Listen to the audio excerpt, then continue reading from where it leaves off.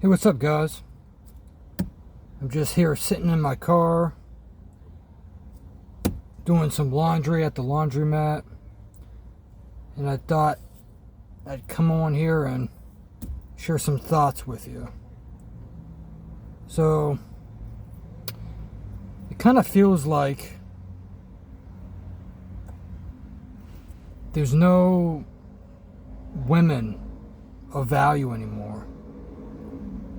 And I know how that sounds, but if you're in a position that I'm in, where, you're peak dating age, you have a lot going for yourself, and you don't really have issues attracting women, but when you're seeking a woman to potentially, be your wife,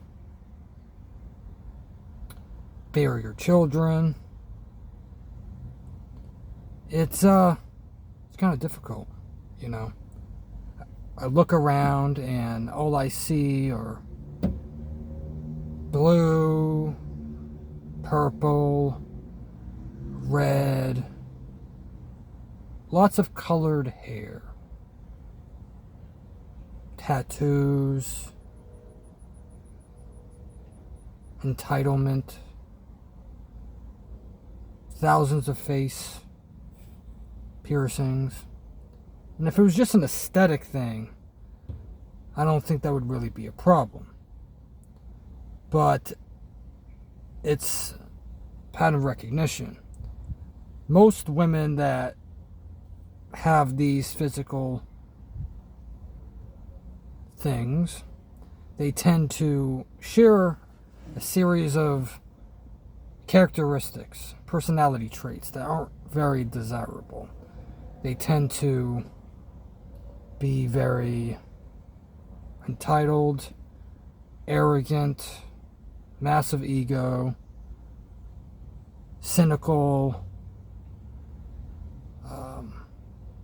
passive aggressive, just things that aren't very pleasant, and gets a little bit more exacerbated in the area that I'm at. It's very blue collar, very working class. It's not a whole lot of women in the age bracket that I'm looking for, which is between 20 and 29. And a lot of women that I come across, even if they're pretty, right? They're physically beautiful, and I can tell that there is some desire there on their part. They can't for the life of them act vulnerable. There's this, you can tell there's this defense system up that just signals that they think that they're better than you, which is just insecurities, really. It's just a coping mechanism. They're afraid of being hurt. They're afraid of being judged. They're afraid that their lack of work, their lack of interpersonal development will be revealed. They're afraid that who they know that they are inside will be exposed. And the way they cope with that is they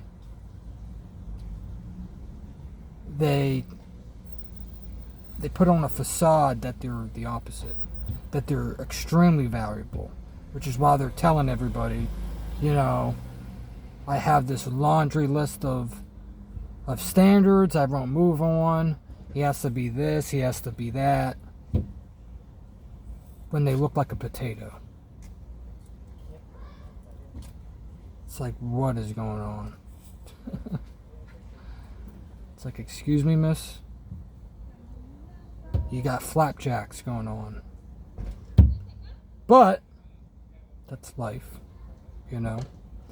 And kind of feels like we are living in a dystopian nightmare.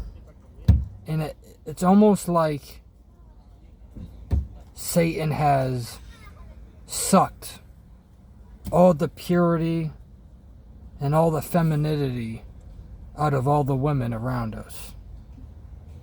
And what we're met with is something that is despicable, quite unpleasant. And we're expected just to suck it up. No, I'd rather just be single. I'd rather be single for my entire life. I would rather just have me, myself, and I than to settle with a woman that is unworthy. You know? When you put in all this effort to be a man that you're proud of, you know? I'm proud of the man that I am. All the years of dedication to my craft, to building a physique without taking steroids, without taking the easy path, going against the current that is the world, trying to tell you how to feel, telling you how to think. And that in itself isn't necessarily bad.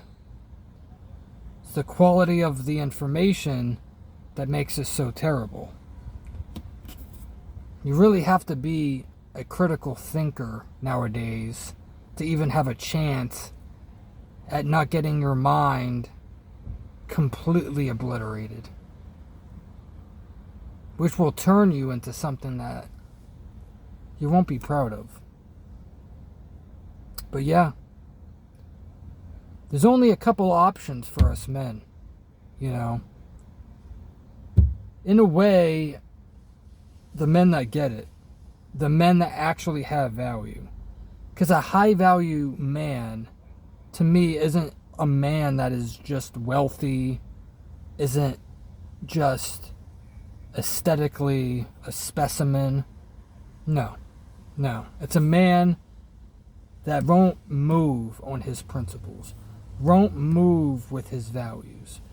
Even if everybody in the room is against you, you don't move. And you stay respectable. You stay respectful. You stay a man with ethics and morality. You don't stoop to their level. You don't scream. You don't insult. You just present the truth. That's it. And that's enough to get people to freak out on you. And that's a good sign. That means that you're doing something. And don't let it bother you. Just let it roll off your shoulders. That's all you can do. But yeah, men that are where I'm at, where I should be choosing a woman now in the time of my life, and I look around and there's like nobody that is worthy. That may sound arrogant, but that's just the truth. You know, it's just the truth. And the people that know, they know. They know what I'm talking about is true. And we only have a couple options. Online dating, completely trash. Even if you can get matches, it's not worth it. Statistically, the likelihood of getting a woman that you're looking for on there is almost zero.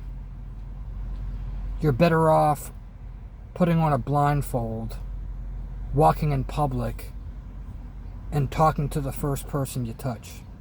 Honestly. So you have a couple options. You can meet people in public, which isn't easy. And I've spent a long time trying to develop myself where I can just approach in public. And now, in the past couple of weeks, I've been able to do that. And I do it in a way that works for me. I find that only approaching women that give you indicators of interest is the way to go. If you just straight up cold approach a woman randomly, the likelihood that you come across a succubus, disease-ridden sociopath is kind of high. So it's not where it's at. You're probably going to get rejected, or you're probably going to reject them, and it's just not going to be pleasant. So the best way to do it is to get them to show interest. If they're looking at you for extended periods of time, if they smile, playing with their hair, they put themselves in front of you, they sit next to you, something similar to that nature. And I find that your success rate skyrockets. And that's what I've been doing. And I've had around, in my previous video, I got into, detail of my experiences approaching women. So you can watch that video if you would like. But yep, that's one option. Another option is finding a community or an environment that has high quality people. And past couple weeks I've been going to church. And I like to study a lot of subjects, including religion. And with just looking at it from a philosophical lens, if you're really into the scholarly aspect of religion and you like to understand it, church is not really the best place. It's a lot of it is very watered down, just very mediocre, robotic, same stuff you hear. It's not necessarily bad, it's just kind of mild, You're not going to become an enlightened genius by listening to most churches. But what it does offer is a fellowship. Basically, a community of people that have like-minded values that you can meet.